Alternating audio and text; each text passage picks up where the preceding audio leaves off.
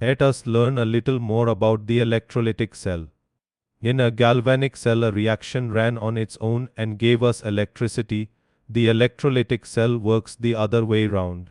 Here we feed in electricity from outside and force a reaction that would not happen on its own. One natural doubt comes up here. If the reaction in a galvanic cell ran on its own, why do some reactions not run by themselves? The answer lies in reactivity. Zinc is more reactive than copper, so zinc gives away electrons more willingly, and electrons naturally move from zinc to copper. Going in this natural direction, the reaction runs on its own, and we called it a spontaneous reaction. Now think the other way round. Suppose we want to push electrons back from copper to zinc. This is against the natural direction, because copper does not want to give away electrons. So this reverse reaction is uphill, and it never happens on its own. A reaction that does not run by itself like this is called a non-spontaneous reaction. Look at an example. Water flows down on its own, but to lift it up we need a pump. In the same way, to push electrons in the reverse direction we need a pump, and that pump is the outside battery. Forcing a non-spontaneous reaction to run using a battery like this is what an electrolytic cell does. To understand this well, let us take our old Ganial cell. Its push was about 1.1 volt. Now let us connect an outside battery across it, pushing in the opposite direction. If we change the voltage of this outside battery, three different things can happen. First, if the outside battery's voltage is less than 1.1, the cell's own push wins. Though the cell works as before, that is, it works as a galvanic cell and makes electricity. Though if we make the outside voltage exactly 1.1, the two pushes are equal and cancel each other. Then the electron flow becomes zero, and no reaction happens. Now if we make the outside voltage more than 1.1, the outside battery wins. The electrons begin to flow in the reverse direction, and the reaction runs backwards. That is, the same cell has now become an electrolytic cell. The big idea here is that one and the same cell can be galvanic or electrolytic, depending on the outside voltage. Now let us slowly look at the shape of an electrolytic cell. In a vessel there is a solution, or a molten salt. Two electrodes are dipped into it. Both electrodes are joined by a wire to an outside battery. This outside battery is what makes it different from a galvanic cell. In a galvanic cell there was no battery. Here the battery drives everything. Let us see how the battery does this. The negative end of the battery pushes electrons into the electrode joined to it.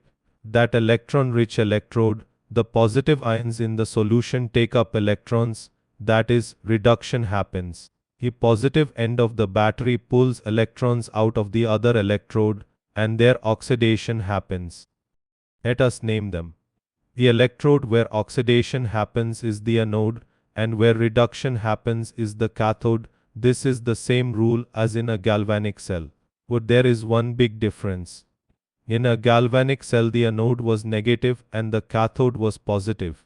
In an electrolytic cell it is the other way round. Here the anode is positive and the cathode is negative, because here the outside battery decides the charge. What one thing is always the same, oxidation is always at the anode and reduction is always at the cathode.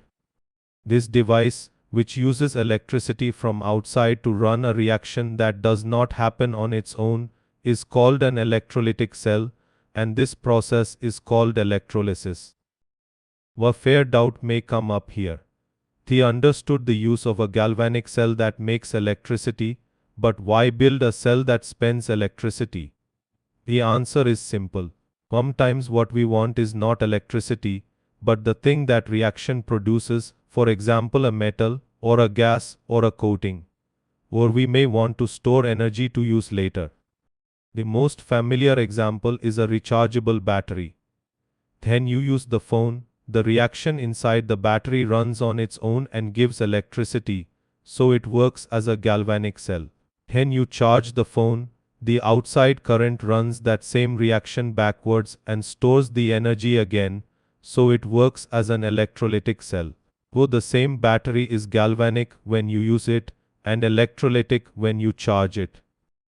Now let us look at a few examples.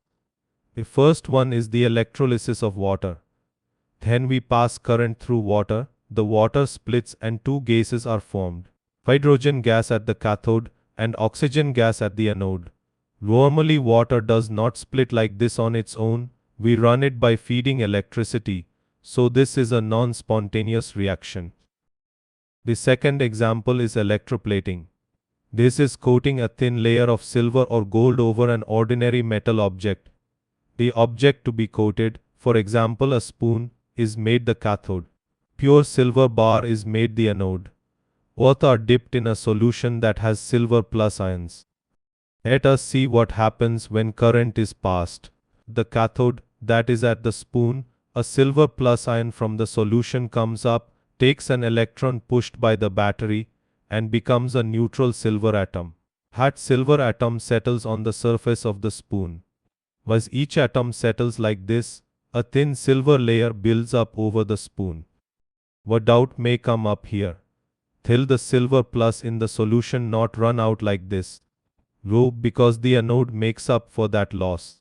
The anode, that is the pure silver bar, a silver atom gives away one electron and goes into the solution as silver plus. The battery pulls that electron away.